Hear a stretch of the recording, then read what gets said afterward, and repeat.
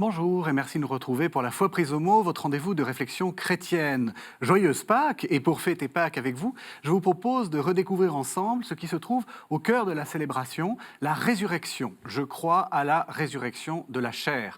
Que faut-il comprendre? Allons-nous ressusciter dans le même corps que celui que nous connaissons, même ceux qui sont handicapés? Et à quel âge allons-nous ressusciter? À 20 ans? À 40 ans? À l'âge de notre mort? Notre résurrection va-t-elle ressembler à celle de Jésus que nous fêtons? Beaucoup de questions et très difficiles, vous le voyez, mais est-il même légitime de se les poser? Pour répondre à ces questions, je vous propose de retrouver mes deux invités. Monseigneur Éric de Moulin-Beaufort, bonsoir. Bonjour Régis. Vous êtes évêque auxiliaire de Paris et vous êtes également le président de la commission doctrinale de la Conférence des évêques de France. Et cette année, justement, la Conférence des évêques de France s'est interrogée, si on peut dire, sur la résurrection de la chair. Didier Luciani, bonjour. Bonjour. Vous êtes professeur d'Ancien Testament à l'Université catholique de Louvain et donc vous allez essayer de parcourir avec nous les textes. Alors, j'ai dit professeur d'Ancien Testament, mais vous lisez un peu le Nouveau Testament aussi. Ça m'arrive. Avant de commencer justement ce parcours dans les textes, je vous propose peut-être quelques questions qui fâchent justement. J'ai commencé dans mon lancement là en posant des questions. Dans quel corps allons-nous ressusciter et alors et ceux qui se font incinérer et ceux qui sont handicapés et puis et ceux qui sont vieux, voilà. Est-ce qu'on peut avoir une réponse à ces questions-là? En tout cas, c'est des questions qu'on se pose depuis longtemps. Par exemple, sur le tympan de la cathédrale Notre-Dame de Paris, mais sur celui de beaucoup d'autres, quand on représente la résurrection, on voit des gens sortir des tombeaux. Et alors, en général, les historiens d'art disent que les gens ressuscitent à 33 ans. On les représente comme ça, qui est l'âge, censé être l'âge du Christ. Donc une sorte d'âge idéal, de maturité humaine et éventuellement corporelle. Alors je suppose qu'au Moyen-Âge, quand même, à 33 ans, certains étaient déjà bien abîmés, bien usés. Et puis peut-être déjà bien morts. Éventuellement déjà bien morts, mais en tout cas, voilà, donc ce n'était pas l'âge que tout le monde atteignait, évidemment. Mais ça veut dire donc que voilà, dans quel corps est-ce qu'on ressuscite? Une espèce de corps qui correspond vraiment à notre personne. Ouais, donc c'est tout le mystère de la relation entre notre personne, qui je suis moi, et puis mon corps. Voilà. Mais voilà, on s'est posé toutes sortes de questions. Saint Augustin aussi disserte de savoir si les gens qui ont été mangés par des poissons, par des requins dans la mer, comment est-ce qu'ils ressuscitent? Alors là, on fait confiance à la puissance créatrice de Dieu. Et à partir du moment où on a existé et que subsiste, que donc notre âme, en tout cas notre personne a été, bon, il n'y a rien de compliqué pour Dieu de recréer ou de faire surgir le corps qui correspond voilà, à celui que nous sommes ou à celui que nous sommes devenus. J'ai dit que vous êtes donc président de la commission doctrinale et que les évêques se sont interrogés sur cette question de la résurrection de la chair. Pour vous, c'est une urgence pastorale, enfin c'est une question pastorale? En tout cas, donc, chaque année, les évêques ont ce qu'on appelle une session doctrinale que la commission doctrinale est censée organiser. Et il y a quelques années, on avait réfléchi sur la question du salut. Comment dire le salut aujourd'hui? Et nous étions rendus compte et on avait été stimulés par les intervenants que nous avions invités à oser aller jusqu'à parler de la résurrection de la chair, de la résurrection des corps. Voilà, dans le monde où nous sommes, il faut que nous ayons l'audace de dire un peu le salut jusqu'au bout. Et la question de la place du corps et de la chair, c'est ces deux mots différents que les deux symboles utilisent et que l'on peut trouver aussi dans l'Écriture. Donc ces deux mots sont différents, mais ils disent quelque chose de la plénitude du salut. Et c'est intéressant de se demander, est-ce que c'est une espèce de supplément un peu bizarre à la foi en la résurrection, ou bien est-ce que croire en la résurrection des corps, en la résurrection de la chair, est partie intégrante de notre foi en la résurrection et nous éclaire sur ce en quoi nous croyons. Ce que nous avons célébré hier, dans la nuit de Pâques. Alors Didier Luciani, j'ai posé la question à Monseigneur de Moulin-Beaufort. Est-ce que la Bible nous en dit plus, justement, sur cette question de la résurrection de la chair? Est-ce qu'elle nous dit « tu ressusciteras à 33 ans » Non, alors, ce qui est intéressant dans cette question, c'est qu'à la fois, effectivement, ces questions sont inévitables et tous les prolongements qu'on peut leur donner. Ce qui est intéressant dans l'exemple qui a été pris par Monseigneur de Beaufort, c'est que, justement, c'est une question de représentation sur le tympan. C'est-à-dire, bon, voilà. Et si on cherche à représenter, il faut faire quelque chose. Donc, je veux dire, le sculpteur a dû... Bon. Mais il y a peut-être déjà un premier danger à vouloir représenter, c'est-à-dire une utilité et puis un danger. C'est-à-dire que si on se fige à une image, à la fois les questions sont inévitables, sans doute que la représentation est inévitable, mais en même temps, je veux dire, elle est toujours relative et puis elle doit être complétée. Et la Bible nous apprend déjà finalement disons, à mêler les images, et donc donne une réponse qui est plus complexe qu'une représentation simple. Alors moi, je crois qu'effectivement, qu'est-ce que ce sera? On n'en sait pas trop, on n'en sait trop rien. Paul dans le fameux texte de 1 Corinthiens 15, qui est certainement un des lieux scripturaires sur lequel on peut se fonder pour réfléchir, parle d'un corps spirituel. C'est une espèce d'oxymore, hein, c'est-à-dire de contradiction dans les termes. Je compare souvent ça à l'image du buisson, hein, ardent qui se consume, enfin, qui brûle sans se consumer. Bon, voilà, qu'est-ce que c'est qu'un buisson qui brûle sans se consumer? Qu'est-ce que c'est qu'un corps spirituel? On n'en sait rien. Mais je crois que ce qui est important, ce qui a été déjà relevé, c'est qu'effectivement, voilà, ce corps, il dira quelque chose de ce que nous sommes au plus profond de nous-mêmes, de notre personne, et aussi de notre histoire. Hein. Et là, le Nouveau Testament déjà nous dit des choses aussi, enfin, à travers la résurrection de Jésus, puisque c'est là que cette résurrection se manifeste de manière la plus évidente. Il y a à la fois une continuité et une discontinuité. Hein. C'est-à-dire que imaginer effectivement la résurrection comme une continuation de la vie terrestre, ça ne va pas. Imaginer une résurrection qui serait tellement spirituelle qu'on aurait à faire, ça rejoint finalement, ça s'assimilerait à la théorie disons la question de l'immortalité de l'âme, et c'est pas suffisant non plus. Donc, mais bon, est-ce qu'on peut dire beaucoup plus? On balbutie. Et la Bible nous aide peut-être à balbutier, mais je crois que cette dimension de continuité et de discontinuité est déjà marquée, notamment par le fait que Jésus, par exemple, avec Thomas, montre ses plaies. Donc il y a quelque chose sur une histoire, et je crois que ce sera ça. Notre corps, c'est à la fois notre personne et puis notre histoire et tout ce qui aura été justement assumé et repris dans cette... Bon, est-ce qu'il faut aller plus loin? En tout cas, il me semble que ce que cette foi veut dire, c'est que rien de ce qui nous a fait être, qui nous sommes, ou plutôt même qui je suis moi, rien de ce qui fait que je suis moi ne manquera dans la résurrection. Et je crois que ça éclaire un peu ce qu'est la place du corps dans notre existence terrestre. Donc, parce que ça, c'est une question qu'on retrouve quand même souvent dans les inquiétudes. On se reconnaîtra soi-même et on reconnaîtra les autres. Ben oui, on ne sera pas fondu dans une sorte de grand tout en voyant la lumière, voyez. Non, ça, je crois vraiment que la foi biblique qui traverse pour le coup, alors, toute l'écriture sainte et qui est portée, c'est que nous sommes créés chacun à l'image de Dieu, mais chacun comme une manière unique de l'être.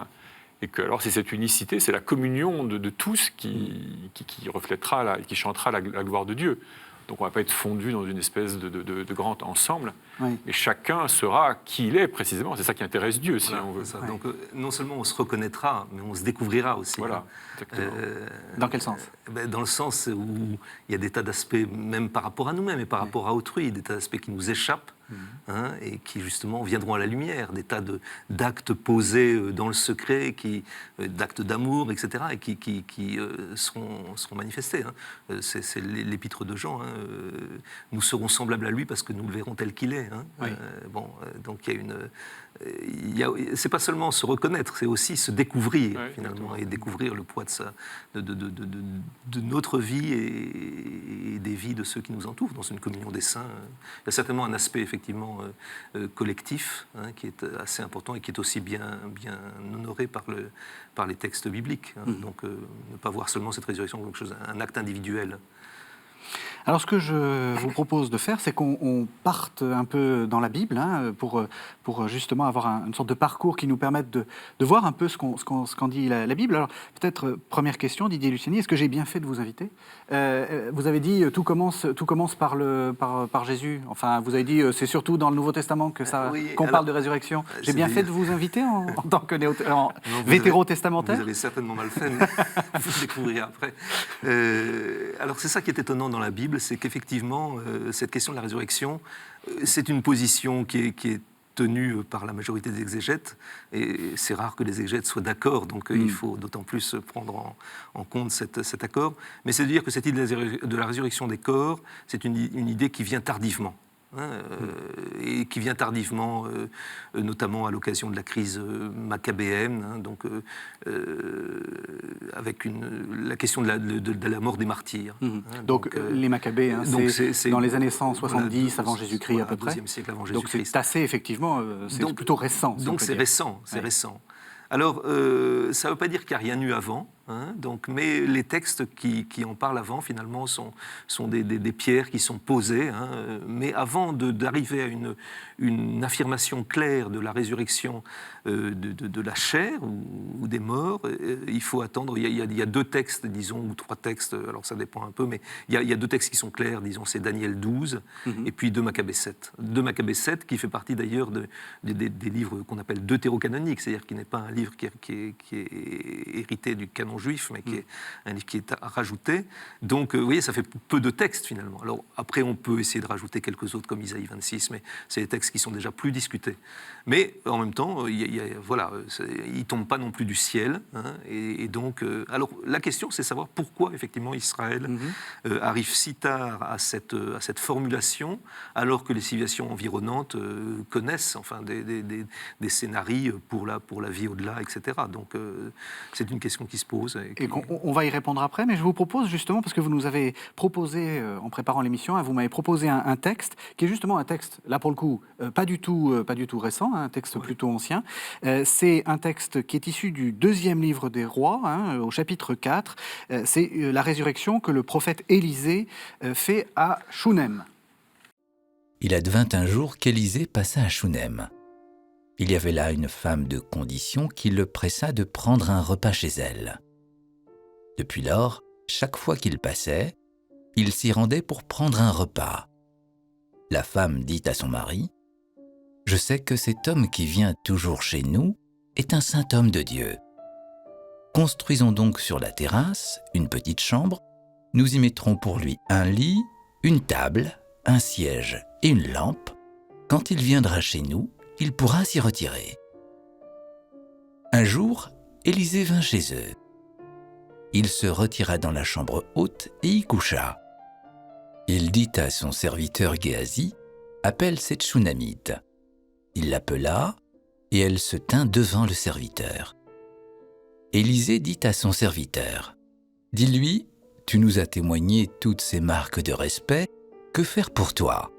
Faut-il parler en ta faveur au roi ou au chef de l'armée ? » Elle répondit : « Je vis tranquille au milieu des miens. » Il dit : « Mais que faire pour elle ?» Géasi répondit : « Hélas, elle n'a pas de fils, et son mari est âgé. » Il dit : « Appelle-la. » Il l'appela, et elle se tint à l'entrée.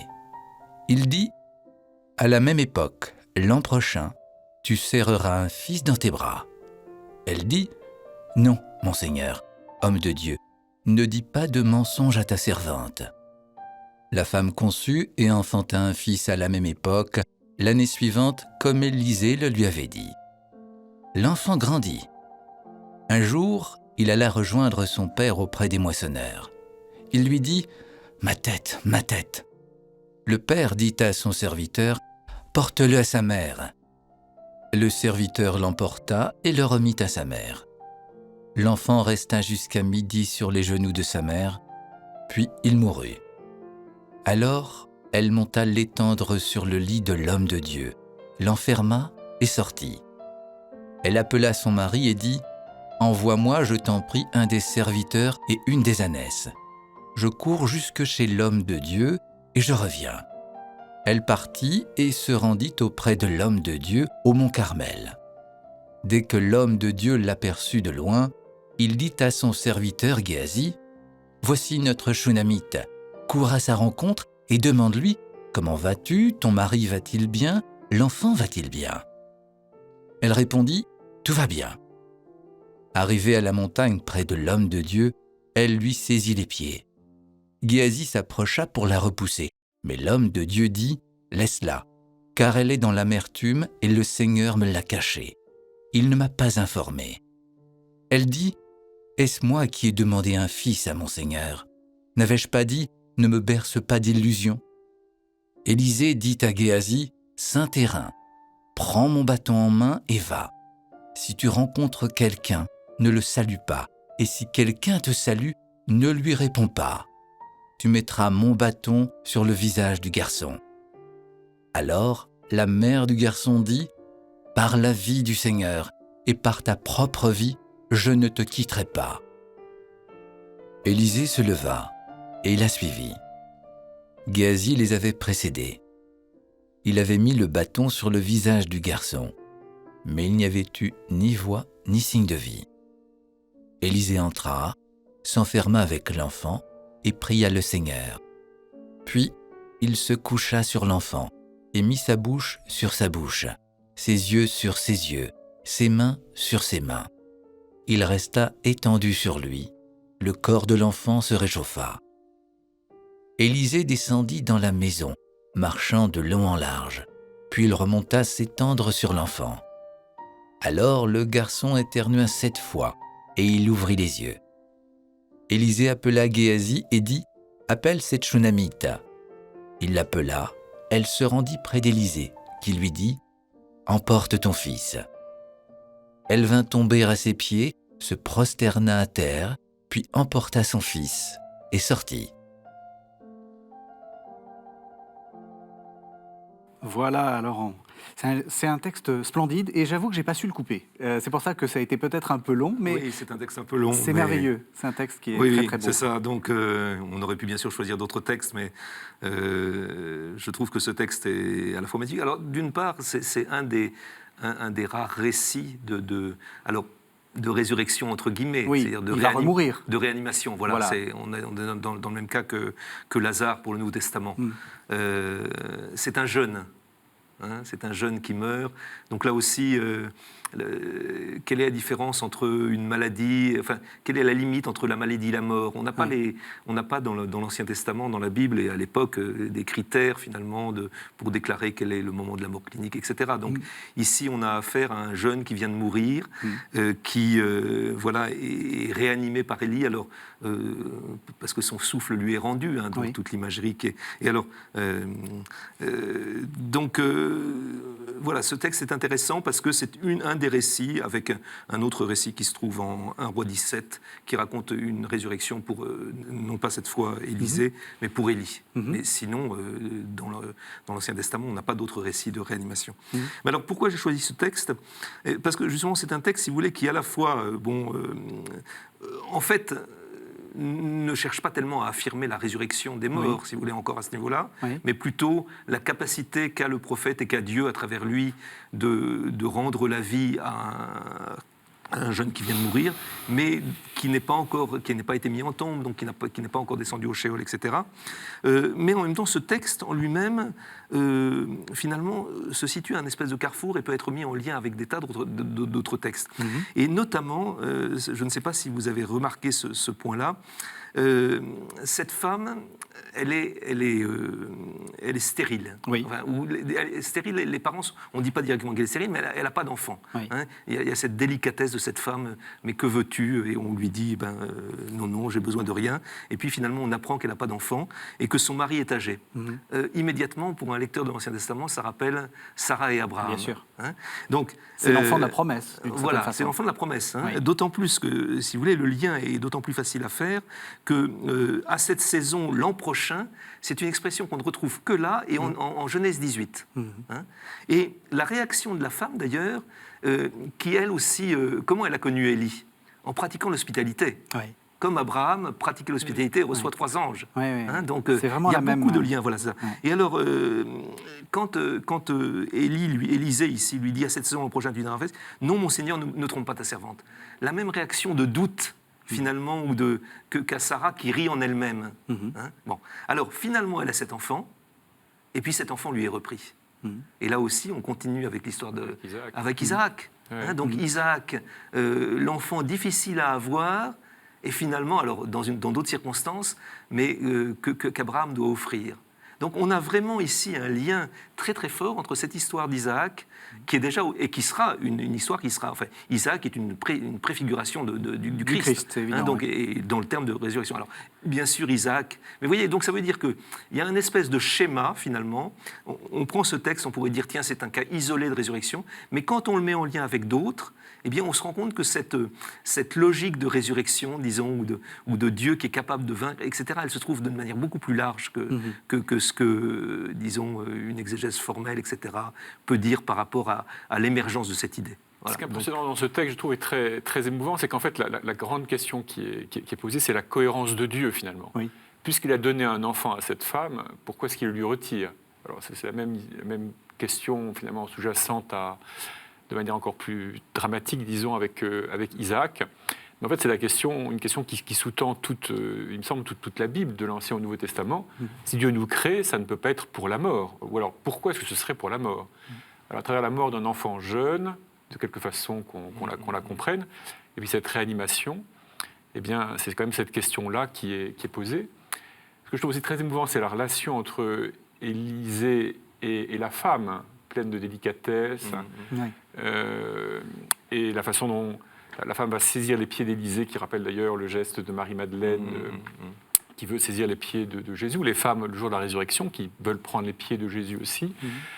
Et cette manière d'Élisée de dire « mais Dieu me l'a caché », cette femme est dans l'amertume, mais Dieu me l'a caché. Il y a quelque chose du tragique de la condition humaine qui est porté là de manière très sobre, sans beaucoup de pathos, mais qui est extrêmement présent.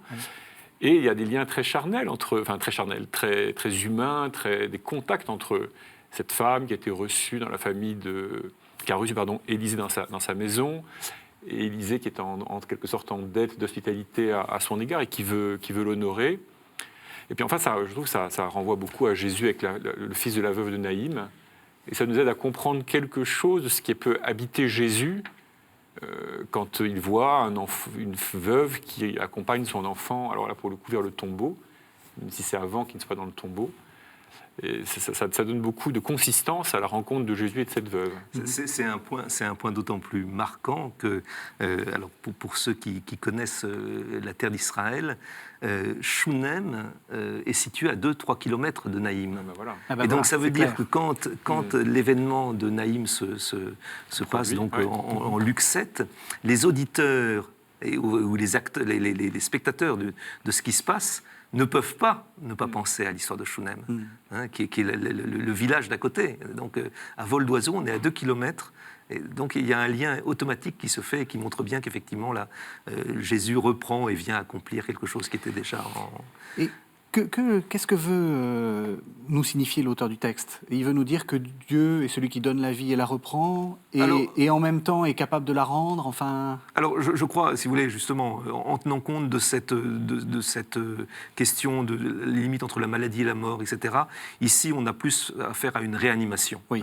Mais qui a quand même deux fonctions, si vous voulez. D'une part, légitimer la mission du prophète, puisque quand même c'est à travers le prophète de Dieu, et deuxièmement, dans une perspective peut-être polémique contre Baal, c'est aussi une des questions qu'on soulève quand on parle de la résurrection des morts en Israël, de savoir quelles ont été les influences éventuellement extérieures, parce qu'il y avait des mythes, notamment des dieux qui mouraient et qui ressuscitaient, et Baal était un de ces dieux. Et donc montrer que celui qui donne vraiment la vie, c'est effectivement le Dieu d'Israël. D'ailleurs, à un moment donné, dans la traduction qu'on a lue, c'était pas... Mais aussi vrai que le Seigneur est vivant. C'est quand la femme s'adresse à « Aussi vrai que le Seigneur est vivant, je ne te lâcherai pas ». Donc il y a cet appel au Dieu de la vie, qui effectivement est capable de rendre la vie. Mais je vous dis, ça reste encore un cas limite. Et puis, on peut dire, voilà, c'est encore assez facile de faire ça. Oui. Mais quand on est, par exemple, juste pour l'évoquer, quand Ézéchiel est devant la vallée des ossements desséchés, là, il a affaire à des os qui sont blanchis par le soleil, oui. Et où il n'y a plus rien. Il n'y a plus rien. Enfin, oui. Il n'y a plus aucune chance, si vous voulez. Alors, est-ce que ces ossements peuvent revivre ? C'est toi qui le sais, Seigneur. Et alors, ici, l'interprétation qui est donnée par le texte lui-même, c'est bien sûr une interprétation de restauration d'Israël. Ces ossements, ce sont Israël. et je suis capable de faire remonter. Mais ce que Dieu fait pour Israël, petit à petit, si vous voulez, Israël va découvrir qu'effectivement, c'est aussi chacun individuellement qui est en mesure de... Il me semble qu'un texte comme ça prépare la réponse de Jésus quand il est interrogé par les Sadducéens à un moment donné, et que Jésus dit, mais quant au fait que Dieu ressuscite les morts, il est le Dieu d'Abraham et le Dieu d'Isaac et le Dieu de Jacob, il n'est pas le Dieu des morts, mais le Dieu des vivants. Une espèce d'évidence que le Père qui l'a envoyé n'est pas celui qui donne la vie pour que la vie s'arrête comme ça, se perde dans le néant, mais qu'au contraire, il veut poursuivre, même si c'est à travers la maladie, éventuellement, et même le passage par la mort. Dieu nous a créés pour que nous vivions. Il me semble qu'il y a une espèce de... le mot évidence est peut-être trop fort, en tout cas chez Jésus, c'est une espèce d'évidence que Dieu qui est le Dieu des vivants, le Dieu de vie, le Dieu vivant, et que nous avons été créés pour vivre et non pas pour mourir. Alors du coup, pourquoi est-ce que, c'était la question que vous posiez, pourquoi est-ce que l'Ancien Testament, qui manifestement a ça en fond de tâche, enfin on a l'impression que la question est posée tout le temps et puis que revient toujours cette litanie du Dieu des vivants, du Dieu qui donne la vie, pourquoi est-ce qu'on n'en parle pas trop ? Vous avez une hypothèse. Oui, c'est-à-dire que, si vous voulez, justement, il y a quelque chose de paradoxal. Le Dieu d'Israël est le Dieu de la vie. Et du coup, il y a une espèce d'antinomie entre la vie et la mort. Mais cette antinomie, elle peut fonctionner, elle peut donner deux résultats. C'est-à-dire que Dieu n'a rien à voir avec la mort, où Dieu, justement, est tellement, ne supporte pas la mort qu'il va la vaincre, si vous voulez. Oui. Mais dans un premier temps, si vous voulez, c'est plutôt le premier constat qui est fait. Ce Dieu vivant n'a rien à voir avec la mort. Et donc, si vous voulez, la mort, c'est l'impureté. La mort, c'est le shéol, c'est le lieu dont Dieu se tient, etc. Et donc, ça explique pourquoi, par exemple, on interdit le culte des morts dans la Bible, etc. Si vous voulez, tout ce qui a lien avec la mort, finalement, irait contre la vitalité, mais c'est plus que la vitalité, si vous voulez, du Dieu d'Israël. Et donc, il y a une espèce de séparation.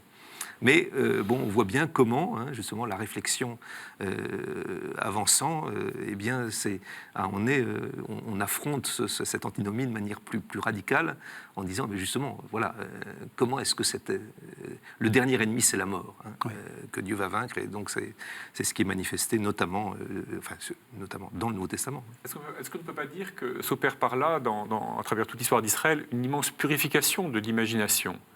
Finalement, toutes sortes de civilisations ont inventé des choses, imaginé de ce qui se passe après la mort. On a commencé par la civilisation égyptienne, dont Israël sort au moment de l'Exode, mais bien d'autres encore, dans tout à fait d'autres sphères culturelles. C'est toujours très tentant.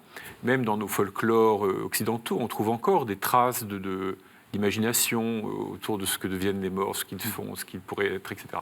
Et en Israël, il y a une espèce de volonté de très grande sobriété, même de très grand refus de toute imagination, qui va permettre que naisse une autre idée plus profonde, plus juste, plus humaine, et plus divine aussi, sans doute, de ce que peut être vraiment la promesse de Dieu.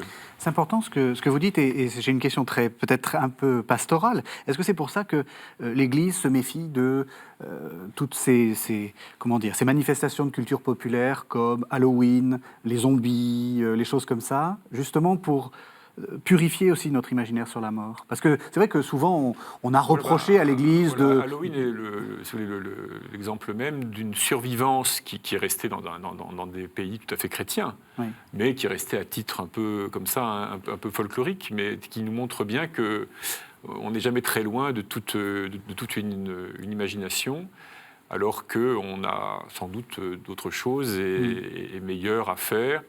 Bon, même si on peut exorciser les choses. Alors après, dans le vaudou, c'est le monde des zombies, etc., il y a des choses beaucoup plus dures. C'est-à-dire que la présence des morts ou la crainte que les morts puissent agir sur nous peut entraîner des réactions sociales de sacrifice, de mise à mort de gens. Enfin, ça peut amener des choses très, très dures. Et donc là, pour le coup, ça devient dangereux, si vous voulez. Je vous propose qu'on passe vers le Nouveau Testament. Et alors là, il y a beaucoup de textes, évidemment, mais on va peut-être lire un des textes qui est important. C'est le chapitre 20 de l'évangile de Jean. Et on va lire en fait le texte qui suit celui qu'on a lu ce matin, d'une certaine façon, qui est le texte de Thomas. Thomas, vous savez, qui veut toucher le Seigneur. Thomas, l'un des 12, celui qu'on appelle Didyme, n'était pas avec les disciples lorsque Jésus vint. Les autres disciples lui dirent donc : « Nous avons vu le Seigneur. » Mais il leur répondit : « Si je ne vois pas dans ses mains la marque des clous, si je n'enfonce pas mon doigt à la place des clous, et si je n'enfonce pas ma main dans son côté, je ne croirai pas. » Or, 8 jours plus tard, les disciples étaient à nouveau réunis dans la maison, et Thomas était avec eux. Jésus vint, toute porte verrouillée, il se tint au milieu d'eux et leur dit : « La paix soit avec vous. » Ensuite, il dit à Thomas : « Avance ton doigt ici et regarde mes mains. Avance ta main et enfonce-la dans mon côté. Cesse d'être incrédule et deviens un homme de foi. » Thomas lui répondit : « Mon Seigneur et mon Dieu. » Jésus lui dit : « Parce que tu m'as vu, tu as cru. Bienheureux ceux qui, sans avoir vu, ont cru. » Alors voilà, dans ce texte, ce qui est assez frappant, c'est que finalement, il semble contredire le texte qui est juste avant, qui est le texte de Marie-Madeleine, où Marie veut toucher et on ne veut pas lui permettre d'une certaine façon. Et là, il touche. C'est ça, oui. Enfin, on ne sait pas très bien. On ne sait pas s'il touche, voilà, c'est ça. Mais Jésus, il y touche. Oui. Je veux dire, oui. Alors que précédemment, avec Marie-Madeleine, alors ne me touche pas, ne me retiens pas, on peut discuter, mais donc ça rejoint la première question qu'on avait posée sur quel corps finalement. Donc justement, à nouveau, la Bible et les textes tels qu'ils sont présentés nous interdisent, nous empêchent d'avoir une solution, une représentation toute faite. Jésus parfois se fait reconnaître, d'autres fois n'est pas reconnu. Voilà. Donc, mais bon, ça nous dit quelque chose effectivement. Enfin, ça nous dit quelque chose sur cette question de la corporéité de Jésus. Mais je veux dire, le Nouveau Testament ne décrit en rien comment s'est passée la résurrection, etc. Donc à nouveau, je crois que la première chose par rapport à ces textes, c'est que les textes nous empêchent finalement de cadenasser une compréhension. À nouveau, on balbutie et on essaye d'être éclairé par l'Écriture. Mais alors, du coup, une question doctrinale, puisque vous êtes président de... Est-ce que c'est légitime de se poser ces questions-là, en réalité ? Est-ce qu'il vaudrait mieux ne pas se les poser ? Je crois qu'il est légitime de se les poser, parce que de toute façon, elles surgissent comme cela, mais il faut apprendre à les dépasser, sans doute.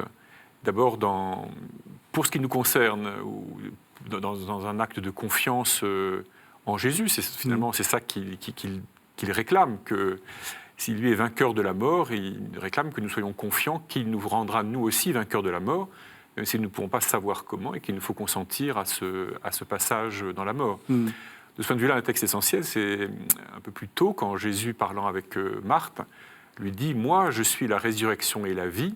Marthe exprime la foi, on pourrait dire pharisienne, dans la résurrection. Je crois que les morts ressuscitent le dernier jour. Et Jésus lui dit « Moi, je suis la résurrection et la vie ».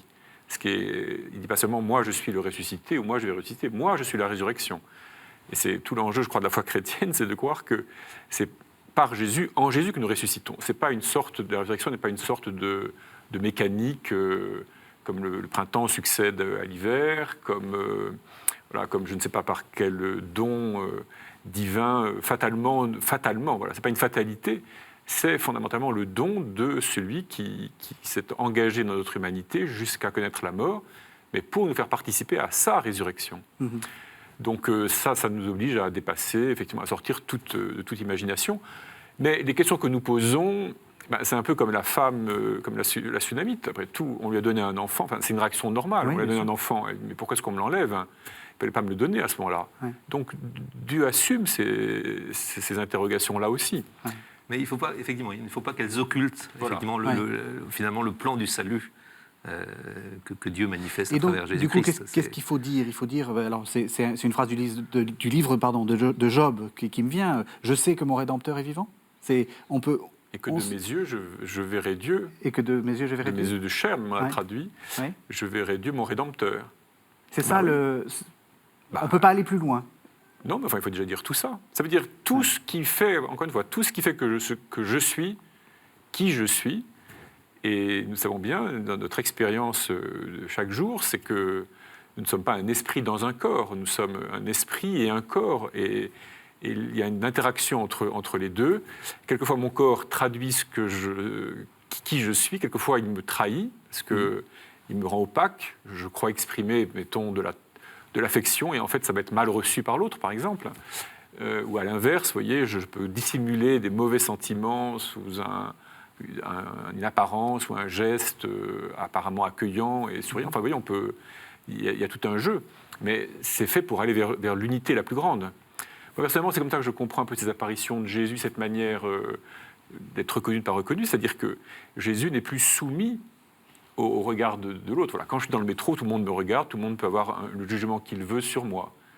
Jésus, une fois qu'il est ressuscité, c'est lui qui se montre et qui apparaît comme il faut qu'il apparaisse pour l'effet qu'il veut produire sur ceux qu'il rencontre. Il n'est pas soumis comme ça au regard de quiconque. Donc j'imagine que ça nous dit quelque chose de cette unification entre l'esprit et le corps, entre l'esprit et la chair. Et justement, ce qui est assez, ce texte-là dit aussi la continuité, parce que il veut toucher des cicatrices, donc c'est bien le même corps. Oui. C'est le corps qui porte la marque de l'histoire, de ce qu'a vécu Jésus, donc qui réassume l'ensemble effectivement de ce qu'il a vécu. Mais moi, pour répondre à la question, je ne renverrai pas à un seul texte. Je renverrai à toute l'Écriture et à la méditation, effectivement, du mystère qu'on vient de célébrer, et qui, je suis la résurrection de la vie dans Jean, mais il y a aussi une multitude de vocabulaires, disons, il y a le vocabulaire de se lever et de se réveiller, il y a le vocabulaire de l'exaltation, etc. Donc tout ce vocabulaire... Il y a l'illumination, qui est très marquée dans le baptême, quand on a la lumière, mais il s'agit d'être illuminé, on sort de l'aveuglement, toutes sortes de... Et donc c'est cet ensemble qu'il faut... il faut essayer de tenir ensemble tous ces éléments, et je crois que c'est le meilleur moyen, c'est de retourner à l'Écriture dans sa richesse et dans son... Vous plaidez pour votre paroisse. Un peu. C'est pas seulement sa paroisse, c'est la nôtre. C'est celle de tous. C'est la nôtre. C'est pas pour rien que dans la Vigie pascale, on lit cette lecture. On fait tout un parcours de l'Ancien Testament, précisément parce que il ne nous raconte pas des choses passées ou dépassées, il nous raconte ce que l'œuvre de Dieu qui débouche dans le baptême, la confirmation et la promesse de notre propre résurrection. Mais en se centrant sur le salut. Oui. Donc voilà, je crois que c'est ça qui est... Alors, mais en même temps, justement, c'est pas pour introduire la contradiction, mais peut-être un peu quand même. Justement, pour en revenir au début de l'émission, quand on parlait de « je crois en la résurrection de la chair », là on dit quelque chose finalement d'assez précis. Peut-être plus précis qu'on vous voudrait. À la limite, je crois en la résurrection des morts ou j'en crois à la vie éternelle, ça permet d'avoir quelque chose d'un peu brouillé. Mais là, la chair, il faut comprendre quoi? Donc chair, c'est un mot complexe dans l'écriture de façon générale, chez saint Paul en particulier. Dans l'histoire des symboles de foi, on a dit la résurrection des corps, et puis après c'est devenu la résurrection de la chair. Donc on veut exprimer peut-être chaque fois quelque chose de différent. Le corps, la chair, c'est pas forcément absolument la même chose. Je sais pas, moi personnellement, je mettrais plutôt le corps du côté de la capacité d'action, de relation. Le corps, il a des membres qui permettent d'agir. La chair, c'est plutôt ce que j'ai reçu, ce qui me constitue sans que je l'ai forcément choisi. Mais c'est comme ça que nous sommes aussi, c'est-à-dire quand nous naissons, nous recevons tout un capital dans lequel il y a des choses qui sont... Enfin, un capital qui est fait pour que nous puissions vivre, dans lequel il y a des choses qui sont bonnes et des choses qui sont moins bonnes et des choses qui sont éventuellement même toxiques. Mais tout ça est fait pour être, alors je ne sais pas comment il faut dire, transfiguré, glorifié, transformé. Et la promesse, encore une fois, c'est que tout ce qui a permis notre aventure personnelle, en quelque sorte, puisse déboucher et être un sujet de joie et de vie pour l'éternité. Et là, de ce point de vue, il faut aussi tout simplement rappeler que même les formulations dogmatiques, les formulations des confessions de foi ne sont pas des langages qui enferment Donc voilà, on dit chair, on dit mort, on dit corps, on dit et la vie éternelle, etc. Donc c'est plutôt pour indiquer une direction et pour servir disons, de plancher à une réflexion plutôt qu'un cadre qui enfermerait le... Donc voilà, je crois qu'il faut aussi reconnaître d'une certaine manière, je ne sais pas si je veux paraître pour hérétique, mais la relativité et la limite de tout langage humain sur une réalité, déjà la mort.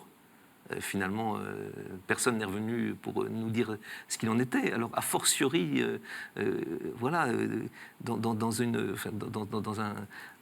quelque chose qui sort de notre continuum spatio-temporel, voilà, on est encore plus limité. Je veux dire, alors, à partir de notre expérience, effectivement, on peut balbutier à nouveau des choses, mais je crois qu'aucune formule de confession de foi n'entend cadenasser la compréhension qu'on pourrait en avoir. Oui, mais en même temps, on a tous des images assez précises de ce qui va se passer, puisqu'on imagine un premier jugement, un jugement particulier, un jugement général. Et c'est vrai que peut-être que depuis quelques années, dizaines d'années, on a beaucoup insisté sur le fait que Dieu est vivant, tout ce que vous avez dit. Mais qu'est-ce qu'on fait de tout ça ? Est-ce que c'est un autre langage ? Ou est-ce qu'il faut continuer à le... Vous voyez, la question... Il faudrait faire une émission entière sur le jugement. Parce bien que entendu. Si on entre là-dedans... Mais le jugement est un... Il nous reste 10 minutes, donc on a le temps de... Le jugement est un élément, à mon avis, vous pouvez développer indispensable quelques idées. Du passage à la résurrection. D'abord, ça nous permet de bien comprendre que la résurrection n'est pas une espèce de continuation de la vie terrestre. C'est pas la vie perpétuelle que les transhumanistes veulent nous promettre, où on n'aurait plus de maladies et plus de... voilà...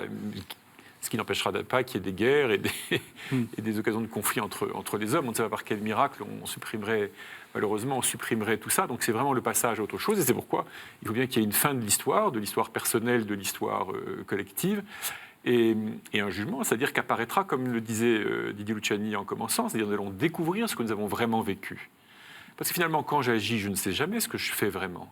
Qu'est-ce que je mets vraiment d'amour? Qu'est-ce que je mets d'égoïsme? Qu'est-ce que je mets de don de moi? Qu'est-ce que je mets d'intérêt dans mes actes? Je ne peux pas en être complètement juge.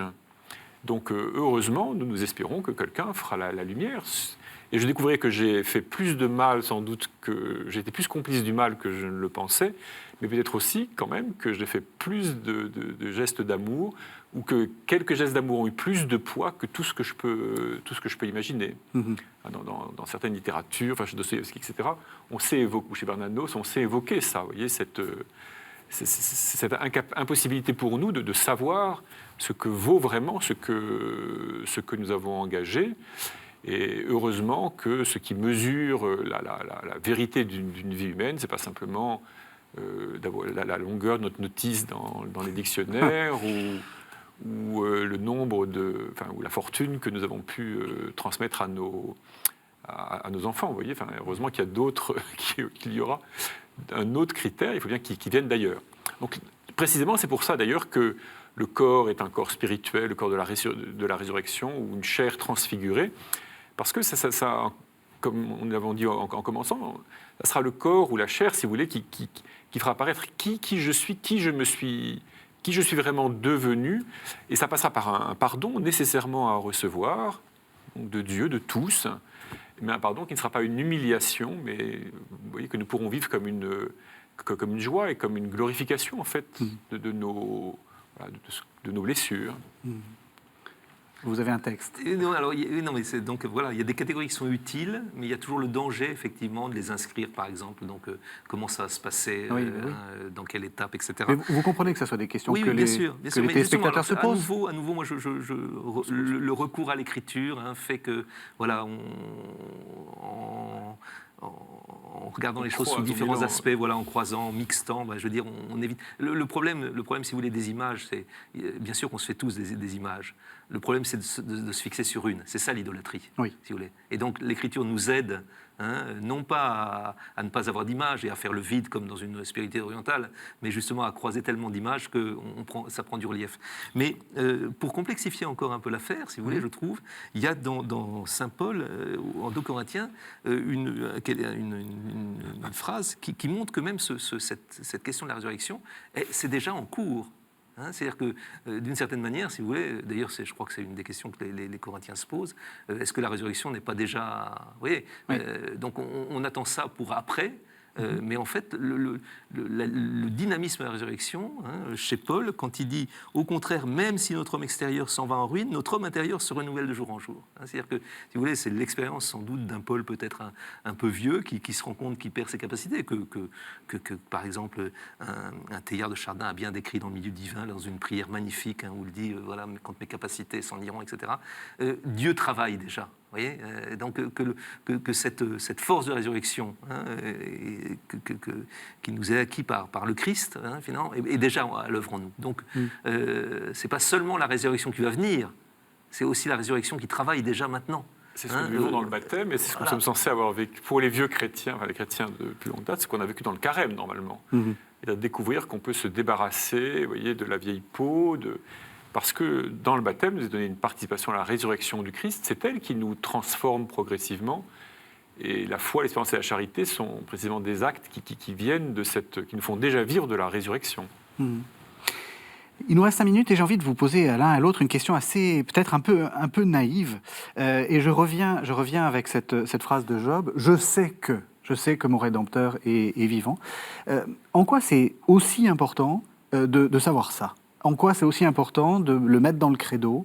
En quoi cette certitude de la résurrection, ça change notre façon de vivre ? Alors, peut-être une question, c'est peut-être une question, j'allais dire, multiple. Voilà, multiple. Et donc, je vous dis, on a 5 minutes, on a un peu de temps. En quoi c'est important de le dire ? Et voilà, on est au soir de Pâques. Qu'est-ce qu'on a vraiment vécu et en quoi cette fête-là doit nous faire vivre pour les mois qui viennent ? Ça veut dire que quand nous disons « je crois en Dieu », pour nous chrétiens en tout cas, ça va jusqu'à croire en Dieu qui, comme nous le disions, qui donne la vie et qui donne la vie pour la vie, alors même que nous devons traverser la mort. L'acte de foi va jusque-là. Donc quand Job dit « je sais que mon Rédempteur est vivant », il exprime, évidemment c'est un acte de foi. Il ne sait pas comme il sait, je ne sais pas, que Pékin est une grande ville ou que 2 et 2 font 4.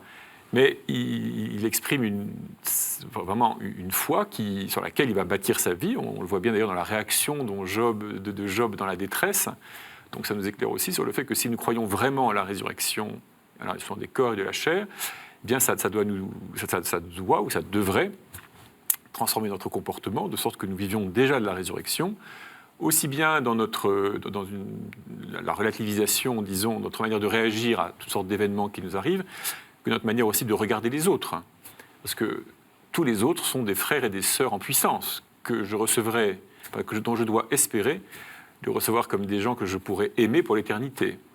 Alors, il y en a certains pour qui c'est facile et réjouissant, d'autres pour qui c'est plus embêtant, et d'autres pour qui c'est même énigmatique, parce que je me demande même comment on peut espérer aimer ces gens-là. Mais je me semble que ça nous renvoie à énormément de questions et de mise en œuvre ici-bas. Est-ce que ça change votre vie ? Et peut-être, est-ce que ça change aussi votre lecture ? Disons que ça devrait changer notre vie, effectivement, oui. Ça devrait changer ma vie.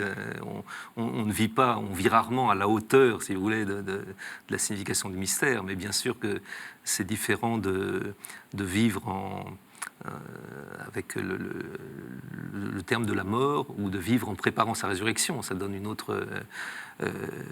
alors je crois qu'effectivement...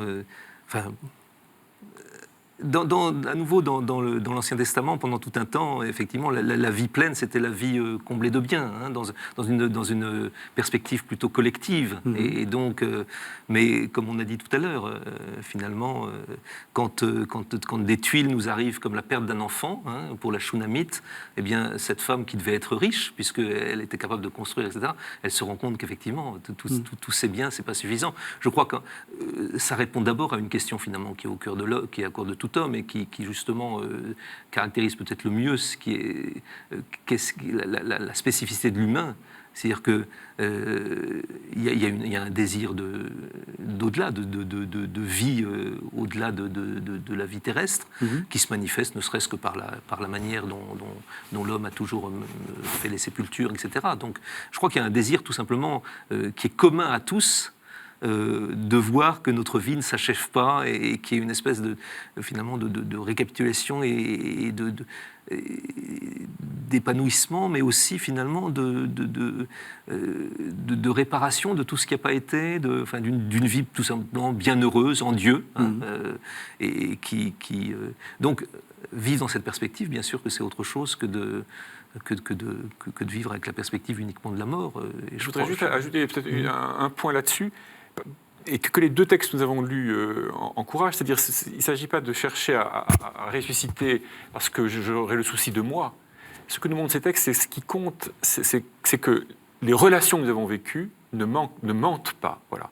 La relation que cette femme a eue avec son enfant, il n'est pas possible, puisque Dieu l'a rendu possible, il n'est pas possible que ça s'arrête comme ça dans le néant. La relation que Thomas a eue avec Jésus, il n'est pas possible qu'elle s'arrête comme ça, vous voyez, sur la croix et dans la pierre du tombeau. Il y a quelque chose de tellement dense, et je crois que nous vivons tout ça.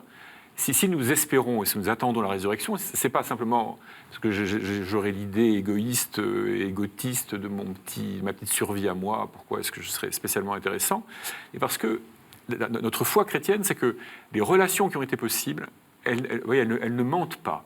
Et même ce qu'on n'a pas réussi à faire complètement, nous avons l'espérance que par-delà le jugement, le pardon et la résurrection, eh bien, elles connaîtront ce qu'elles ont porté en germe, ils n'auront pas forcément su toujours porter jusqu'à son terme. Eh bien, ce sera le mot de la fin. Merci vraiment à tous les deux. Je pense que nous pouvons de nouveau souhaiter joyeuse Pâques à tous ceux qui nous regardent. Voilà. C'est pour moi aussi l'occasion de remercier tous ceux qui font cette émission. Aux manettes actuellement, c'est Henri de Mérindol, mais il y a aussi d'autres réalisateurs. Puis je remercie tout particulièrement François-Xavier Dubesset qui m'aide à préparer cette émission. Voilà, donc joyeuse Pâques. Merci de nous avoir suivis. Vous pouvez retrouver cette émission sur le site de la chaîne www.ktotv.com. Et puis à la semaine prochaine.